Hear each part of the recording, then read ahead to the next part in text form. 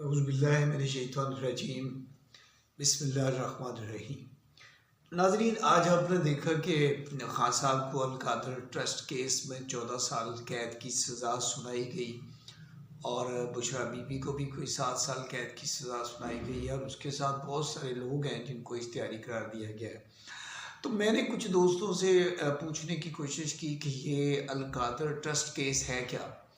तो यकीन मानिए कि डिटेल से किसी को भी नहीं इल्म था। सब यही कहते थे कि बस यार ये एक करप्शन का केस है।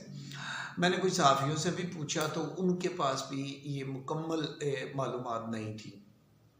फिर मैंने इसके ऊपर आज रिसर्च की और काफ़ी देर बैठा रहा और इसको स्टडी किया। तो मैं आपको भी सामने लाना चाहता हूँ कि ये केस है क्या। एक सवाल ये, दूसरा ये कि खान साहब को जो सज़ा हुई है क्या वो वाकई एक डील के तहत सज़ा हुई है, ये बड़ा अहम मसला है। और मैं अपना नुक्ता नज़र जो है वो आपके सामने पेश करूँगा, हो सकता है वो गलत हो। अच्छा, केस ये है कि मियां नवाज शरीफ साहब के साहबजादे हसन नवाज ने अपना जो फ्लैट है लंदन में वो सेल किया मलक रियाज साहब के पास, और मलक रियाज साहब ने वो फ्लैट ख़रीद लिया और उन्होंने उसके 18 अरब रुपए जो है वो लंदन भेजे। जब 18 अरब रुपए लंदन पहुंचे तो यूके की जो नेशनल क्राइम एजेंसी है, अब वहाँ पे तो पता है बड़ा ट्रांसपेरेंट सिस्टम है, उन्होंने इसको चेक कर लिया। उन्होंने कहा जी ये तो फ्लैट जो है 9 अरब रुपए का है तो तुसी 18 अरब रुपए क्यों भेजे। यहाँ से कहानी शुरू होती है। अब उन्होंने इनके ऊपर केसेस कर दिए, इनको शामिल तफ्तीश कर लिया, इनके अकाउंट भी फ्रीज हुए, बड़ा कुछ हुआ। खैर, इस मलक साहब के साथ और नेशनल क्राइम एजेंसी के दरमियान एक मुआहदा तय पाया कि उन्होंने कहा कि जी हम ये पैसे जो है ये सस्पिशियस है तो ये हम आपके मुल्क को वापस भेजेंगे। तुसी जानो तो थोड़ी अदालत जाने, हम ये पैसे आपकी कोर्ट में अदालत में के पास हवाले कर देंगे। अब उन्होंने लेकिन देखिए, चलें आगे चलते हैं। नेशनल क्राइम जो एजेंसी है उन्होंने हमारी पाकिस्तान की गवर्नमेंट को ख़त लिखा। उस वक्त प्राइम मिनिस्टर बन गए थे खान साहब। उन्होंने कहा जी अगर आप इसकी तशहीर नहीं करते, हम बहुत से मुल्कों से लोग पैसा लेके लूट के इधर लाते हैं और फिर हम ये पैसा जो है वो वापस भी भेजते हैं, मनी लॉन्ड्रिंग का। तो लेकिन ये सस्पिशियस मनी है, उन्होंने इसको मनी लॉन्ड्रिंग भी डिक्लेयर नहीं किया और सारे केसेस बंद कर दिए और सब कुछ ख़त्म कर दिया। और उन्होंने कहा ये पैसा अगर आप इसकी तशहीर नहीं करते हैं और इसको कैबिनेट में इसको कॉन्फिडेंशियल रखते हैं, खुफिया रखते हैं, तो फिर हम ये पैसा आपकी कोर्ट को भेज देंगे। और अगर आप इसको कॉन्फिडेंशियल नहीं रखते हैं तो फिर हम आपको इधर केस करना पड़ेगा और आपके पैसा लेने में 5-6 साल लग जाएंगे। खान साहब ने मालूमात ली तो पता चला कि कोई गवर्नमेंट पाकिस्तान जो है वो इस तरह के पहले भी केसेस के ऊपर 100 मिलियन पाउंड खर्च कर चुकी है और सारे केस हारी है, रिकॉर्ड बड़ा गंदा है और पैसे को नहीं आए। लिहाजा उन्होंने कहा ठीक है पैसे वापस आ रहे हैं तो आने दें। उन्होंने इस लिफाफे को, बंद लिफाफे को कैबिनेट में नहीं खोला है और इसकी मंजूरी ले ली। अब 190 मिलियन डॉलर जो है वो पाकिस्तान वापस आ गया। अब जब पाकिस्तान वापस आया तो पैसे की जो उसकी डॉलर्स थे डॉलर में आए, ज़ाहिर डॉलर की कीमत भी बढ़ गई थी। पाकिस्तान को 90 उसमें से 20 अरब रुपए का ज़्यादा प्रॉफिट भी हुआ, यानी नुकसान कोई नहीं हुआ।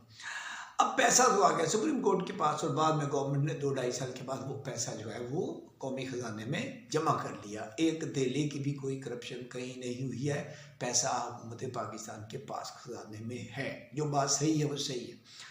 अब उसके बाद ये हुआ कि मलक रियाज ने झेलम स्वावा के करीब एक यूनिवर्सिटी खान साहब को बना के दी जो कि सीरत नबी के ऊपर पढ़ाएगी, BSc कराएगी और वहाँ पे कोई मेरे इन्वेस्टिगेशन के मुताबिक 200 से 300 तलबा वहाँ पढ़ रहे हैं और सारे के सारे स्कॉलरशिप पे हैं। उनमें से कोई 60-70 ऐसे हैं जो कि खाना भी वहीं से उनको मिलता है और वो सारा डोनेशन पे चक्कर चल रहा है। वहाँ पे गरीब बच्चे जो हैं वो तालीम हासिल करते हैं और उनको स्वेटर, जर्सियाँ, यूनिफॉर्म वगैरह भी दिया जाता है।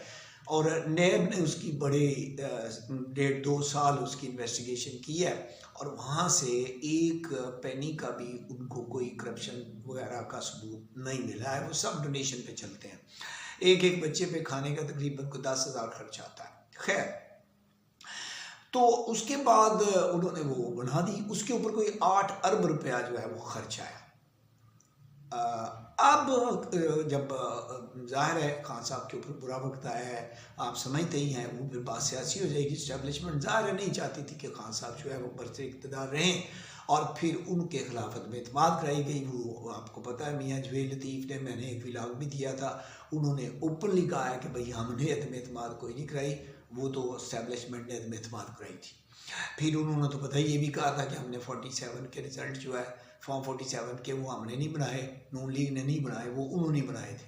फिर उन्होंने ये भी कहा था कि हम तो हुकूमत ही नहीं चाहते थे, वो तो हमें ज़बरदस्ती दी गई। तो ये चीज़ें वाज़ेह हैं। तो ज़ाहिर है एस्टेब्लिशमेंट नहीं चाहती थी कि खान साहब बरसर इक़्तिदार रहें, लिहाजा उनको फारग किया गया और उनके ऊपर 200 के करीब केसेस बने। वो सारे केसेस उड़ गए। अब ये 2 केस रह गए थे, एक अलकादर और ये तोशाखाना 2। अब अलकादर केस में हुकूमत ने ये मौक़िफ़ इख्तियार किया कि भाई मियाँ आपने तो बेनिफिट लिया है, उसके बदले में उसके साथ कोई अंदर खाते आपने डील की है, और उस डील की वजह से आपने वो ज़मीन ली है।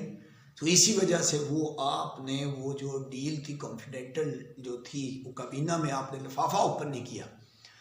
तो लिफाफा तो उसने इसलिए नहीं ओपन किया कि भाई मियाँ 5-6 साल लग जाएंगे पैसा वापस ला दे आते हो, आंधे ने पैसे आ जाते वो कौमी खजाने में जमा है। और अगर नहीं अंदर खाते आपने कोई हीरे की गुठियाँ ली हैं, जवाहरात लिए हैं, ज़मीनें ली हैं, फ़ायदे उठाए हैं। ये ज़मीन ली है जो अलकादर यूनिवर्सिटी की है। अब अलकादर जो है वो ट्रस्ट है, उसमें बहुत सारे ट्रस्टी रहे हैं, जुल्फ़ी बुखारी रहा है और कुछ और भी लोग रहे हैं, बुशरा बीबी भी उसकी ट्रस्टी में शामिल है। अब उसके आइन में ये लिखा हुआ है, जो ट्रस्ट होता है, अगर आप उसका मुतालिया करें तो उसमें ये होता है कि आप 1 रुपया भी ट्रस्ट से नहीं ले सकते हैं। बल्कि हकीकत यही है कि नैब ने 1.5-2 साल इसकी इन्वेस्टिगेट किया और एक धेला जो है वो वहाँ से करप्शन साबित नहीं हुई है। ये हकीकत है। मतलब मैं ये नहीं कि मैं उसका दफा कर रहा हूँ, मैं आपको बिल्कुल दुरुस्त बात बता रहा हूँ। अब उन्होंने कहा नहीं ये हुआ है, ये आपने इसके बदले में उससे ये किया तो ये काम हुआ, इस वजह से उसके ऊपर केस बन गया है। और खान साहब के बारे में तो ये है कि अलकादर ट्रस्ट में जब विज़िट के लिए जाते थे तो वो अपना पानी की बोतल लेके जाते थे और वापसी भी वो अपनी वही पानी की बोतल वापस लेके आते थे। तो उससे ये अदालत ने फैसले में भी नहीं कहा कि भाई कोई करप्शन हुई है या कोई फ़ायदा उठाया है या कुछ हुआ है। उन्होंने कहा जी ये बस आपने ये काम किया है और ये यूनिवर्सिटी जो है अब हम इसको पंजाब हुकूमत की तहवील में दे देते हैं और ये अब पंजाब गवर्नमेंट चलाएगी। यानी ये इसका जो है वो फैसला अदलिया ने दिया है। अब इस पे अदलिया जो है वो पहले फैसला देना चाहती थी, तो उन्होंने कहा जी हो जाए फैसला लिखे ही नहीं गया, लिहाजा अगली पेशी थी। जब तो अगली पेशी आई तो उन्होंने कहा जी अदालती ट्रेनिंग चल रही है, फैसला अगली पेशी थे। फिर अगली पेशी आई तो उन्होंने कहा कि जी वो जी तकनीकी प्रॉब्लम है, लिहाजा फैसला फिर अगली पेशी थे। वो आज अगली पेशी आई। असल मसला ये था कि हुकूमत जो है वो इस केस का फैसला लटका रही थी पिछले तकरीबन काफ़ी अरसे से, क्योंकि ये इमरान खान खुद चाहता था, बुशरा बीबी चाहती थी, फिर ये पूरी चाहती थी, उसकी बहनें चाहती थी कि भाई आप सज़ा दो। यानी मज़े की बात ये है कि ये ऐसा केस है कि जिसमें खान साहब जो मुलज़म है वो खुद कहता था कि भाई आप मुझे सज़ा सुनाओ, मुझे सज़ा दो। यानी वो खुद कह रहे थे कि भैया आप हमें सज़ा दो, तो ये उसको सज़ा नहीं दे रहे थे। वो इसलिए कह रहे थे कि अब जो बात असल बात है वो मैं आपको बताने लगा। क्या वो कहते थे सज़ा दो, अब ये सज़ा नहीं देते थे, इसलिए कि अगर ये सज़ा देते तो मामला हाई कोर्ट में जाना था, वहाँ पे जस्टिस बैठे हुए हैं और वहाँ पे जाते ही इसने हफ्ता 15 दिन में केस ने उड़ जाना था, क्योंकि केस के अंदर है ही कुछ नहीं, जैसे पहले सारे उड़ गए। अब ये हुकूमत के मुज़ाकरात चल रहे थे पस पर्दा, वो आपने सुना हो ना तो रोला पाई जाओ तो बिचो बिचो खाई जाओ। गेम असल में ये चल रही थी कि किसी तरह से कोई सॉलिड बात हो जाए, कोई गारंटी शरंटी मिल जाए, कोई मुज़ाकरात जो है वो किसी बात पे पहुँचे। तो फिर जो है मेरा ज़ाती ख्याल ये है कि ये आर्मी चीफ के साथ जब मुलाकात हुई तो फिर ये मामला ठहर गया, लिहाजा इनको सज़ा सुना दी गई है। अब ये केस जाएगा हाई कोर्ट में और विद इन वीक कह लें, विद इन मंथ कह लें, ये जो है केस उड़ जाएगा, अब रह जाएगा तोशा खाना 2। उसका क्या बनता है वो बाद में देखेंगे। तो इस तरह से खान साहब जो है वो अदलिया से जो है वो अदलिया से ही उनको रिलीफ मिलेगा, क्योंकि केस के अंदर ही कुछ नहीं है, हुकूमत इसको लटका रही थी। और असल मसला ये था कि मेरे ज़ाती ख्याल के मुताबिक ये खान साहब को जो सज़ा सुनाई गई है ये एक बाकायदा मुज़ाकरात के नतीजे में सुनाई गई है और इसका फ़ायदा खान साहब को पहुँचेगा। अल्लाह हाफिज़।